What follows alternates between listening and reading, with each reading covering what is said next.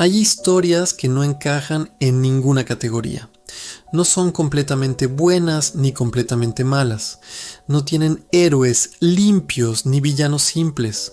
Son historias que te obligan a sentarte con la incomodidad de no saber qué habrías hecho tú en el mismo lugar.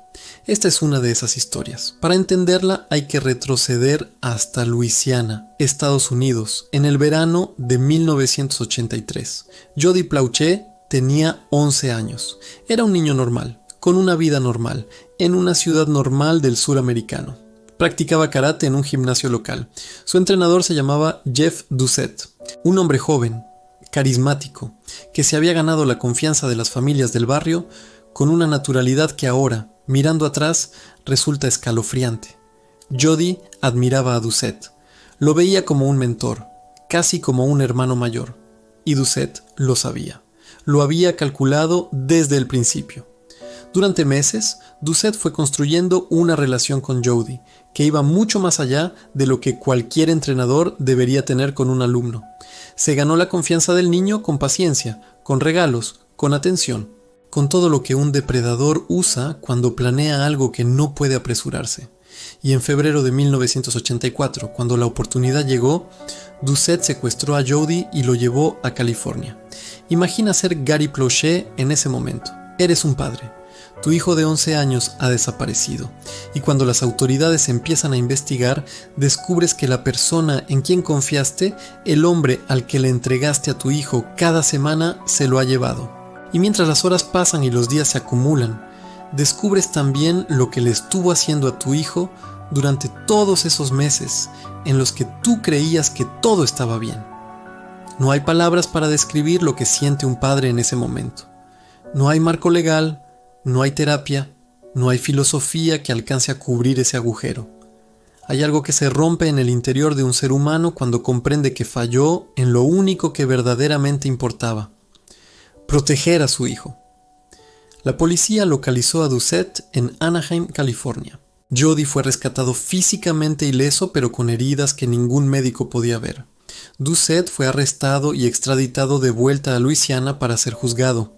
En teoría, el sistema funcionaba. En teoría, la justicia estaba en marcha. Pero Gary Plauché ya no estaba pensando en teorías.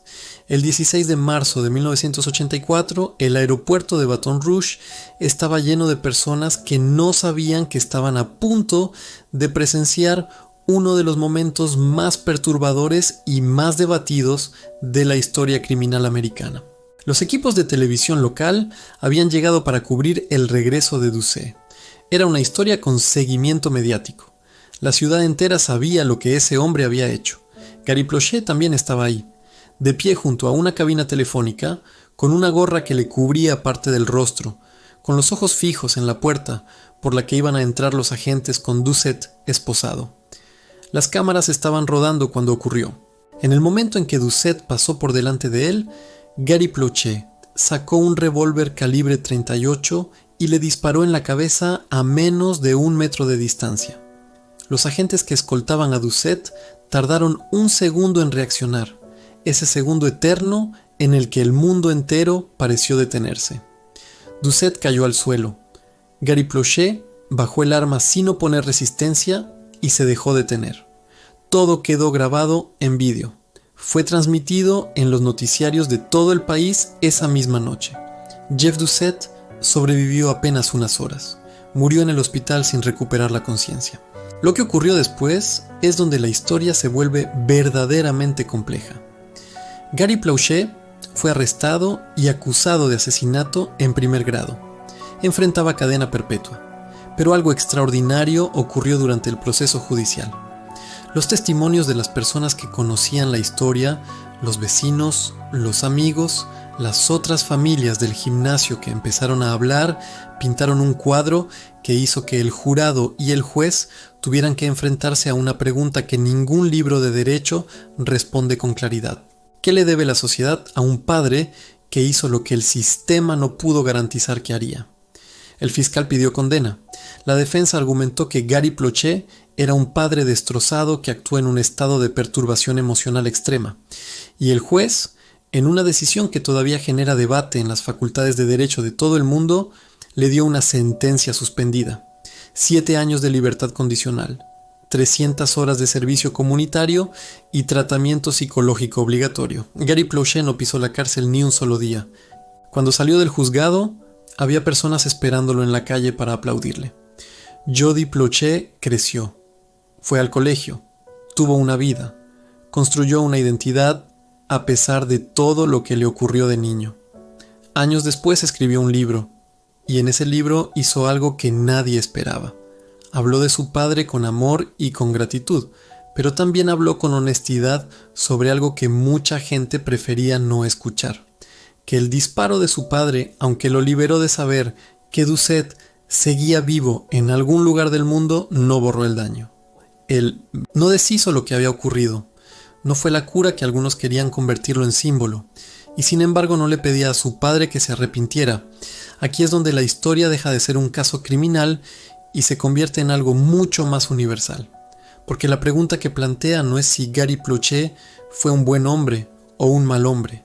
La pregunta es qué hace el dolor a las personas que amamos.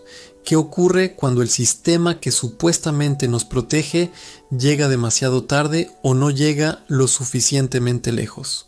¿Qué ocurre en el interior de un ser humano cuando el amor y la rabia se fusionan en algo para lo que ningún idioma tiene una palabra exacta? Compara esto con otros casos de venganza que la historia recuerda. En 1980, un padre llamado John Walsh perdió a su hijo Adam, secuestrado y asesinado con solo 6 años. John Walsh no tomó un arma. Tomó los medios de comunicación. Creó el programa America's Most Wanted, que durante más de 2 décadas ayudó a capturar a más de 1000 criminales. Canalizó su dolor hacia el sistema y lo transformó desde adentro. Es también una forma de venganza, más lenta, más fría, pero igualmente devastadora para quienes la merecían. O piensa en los padres de las víctimas del Zodíaco, de los que hablamos antes, que llevan décadas sin poder cerrar nada porque ni siquiera tienen un nombre al que dirigir su dolor. Para ellos no hubo ni justicia institucional ni venganza personal, solo el silencio permanente de un caso sin resolver. Gary Plautché tuvo algo que muy pocos padres en su situación tienen: la certeza de que el hombre que destruyó la infancia de su hijo nunca volvería a hacerle daño a nadie más. Y esa certeza, para bien o para mal, le costó exactamente 10 segundos y el resto de su vida entera. Murió en 2014, 30 años después de aquel disparo en el aeropuerto de Baton Rouge. Según quienes lo conocieron, nunca habló del tema con orgullo, nunca lo convirtió en una historia de heroísmo, simplemente vivió con ello, como viven las personas con las decisiones que no pueden deshacerse. Su hijo Jody dijo en una entrevista que su padre era un hombre bueno que tuvo un momento que lo definió para siempre, no un asesino, no un héroe, un padre, y quizás eso es lo más perturbador de esta historia, no el disparo, no el juicio, no el vídeo que millones de personas han visto en internet.